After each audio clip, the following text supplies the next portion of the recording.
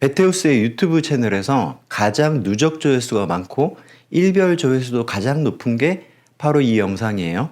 여러분들 중에 많은 분들이 이거 보고 들어오셔서 제 구독자 되신 분들 많으실 거예요. 제가 홈 네트워크에 관한 영상들을 쭉 연재를 하면서 완전 왕초보 입장에서 스텝 바이 스텝으로 영상을 만들었단 말이에요. 처음부터 이렇게 쭉 보시면 정말 웬만한 건 다 했습니다. 하지만 우린 너무 바쁘잖아요. 그거 언제 다 보고 있습니까? 그래서 오늘은 바쁘신 분들을 위해서 퀵 가이드를 한번 만들어 보려고 합니다. 쭉 영상 보시다가 아는 부분은 팍팍 넘어가시고 관심 있으신 부분만 우측 상단에 링크를 타고 들어가게 그렇게 한번 만들어 보겠습니다.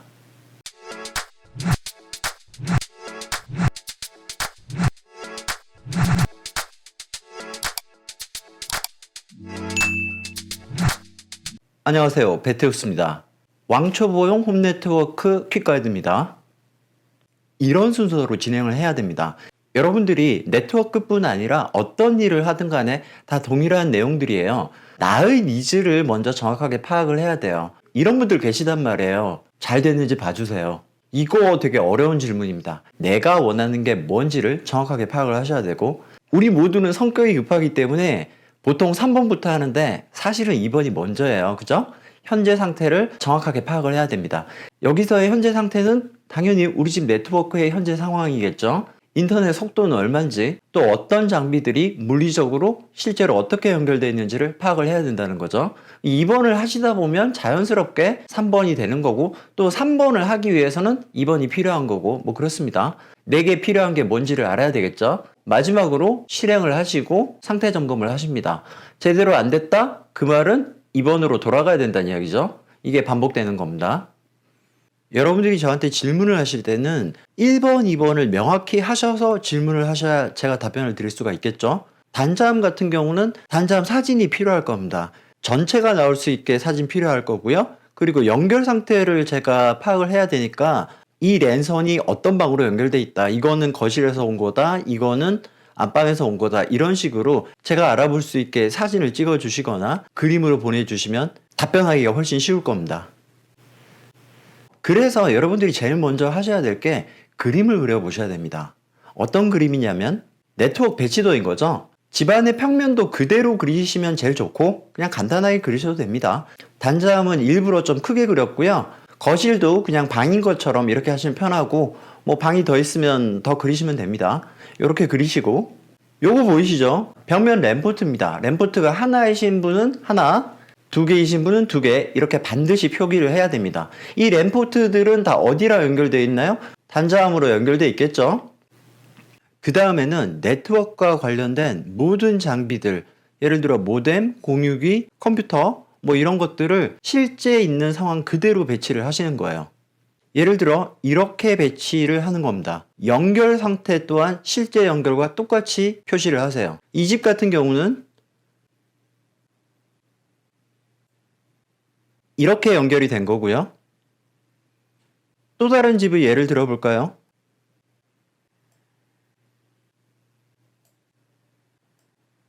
이렇게 연결이 된 거죠. 이런 식으로 여러분들의 집의 네트워크 상황을 정확하게 표시를 하십시오. 그런데 여러분들이 예를 들어 이게 어떤 선인지 모르겠다. 지금은 이제 평면상에서 보이지만 여기서 봤을 때는 그냥 쭉 랜선들이 나와 있잖아요. 그럼 이게 표시가 잘 되어 있는 경우도 있지만 표시가 안 되어 있다. 혹은 원템 블럭이다. 그러면 알 수가 없단 말이에요. 어쩔 수가 없습니다. 랜 테스터 같은 걸로 일일이 찾아서 표시를 하셔야 됩니다. 이거는 이후의 관리를 위해서라도 꼭 표시를 하셔야 되는 겁니다. 아시겠죠?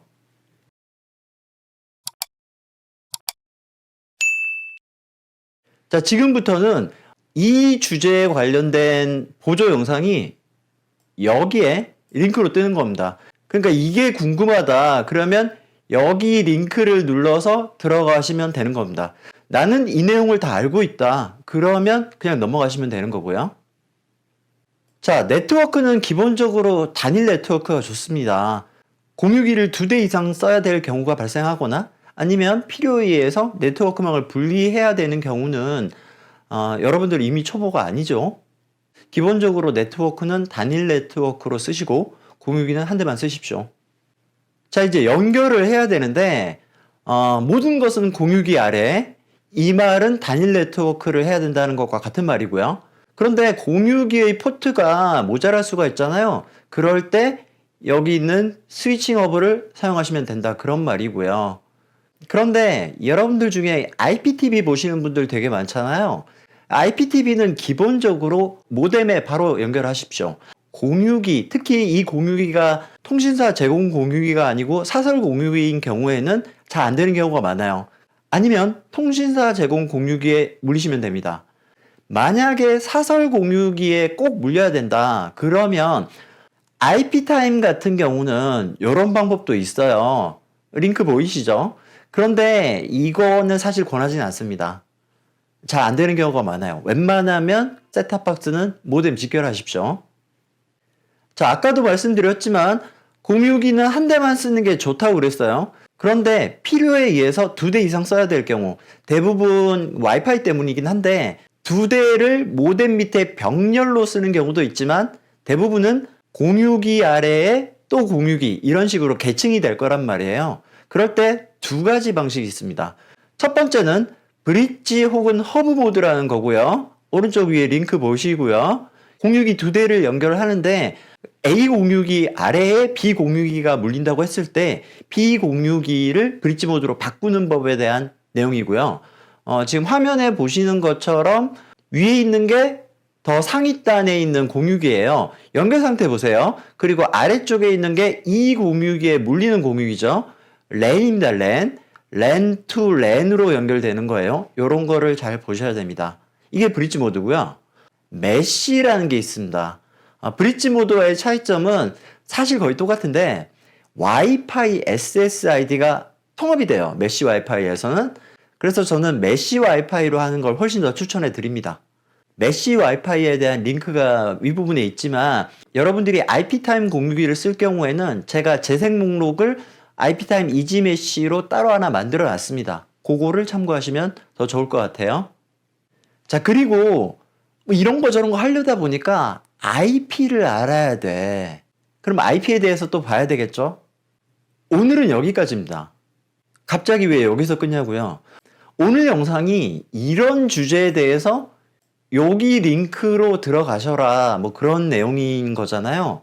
그런데 이 유튜브의 특성상 동영상 하나에 5개밖에 안 달려요. 그래서 이 이후의 영상들은 부득이하게 다음번 영상에서 소개시켜 드리려고 합니다. 그럼 뭐가 있느냐? IP 이야기 있고요.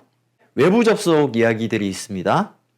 마지막으로 단자함을 딱 열었더니 이런 게 나와. 뭔지 모르겠잖아요. 그래서 원템 블럭 이야기하고 그 단자함에 전원이 없다. 그럼 어떻게 할 건가? 그런 이야기들에 대한 링크를 다음 시간에 할 겁니다.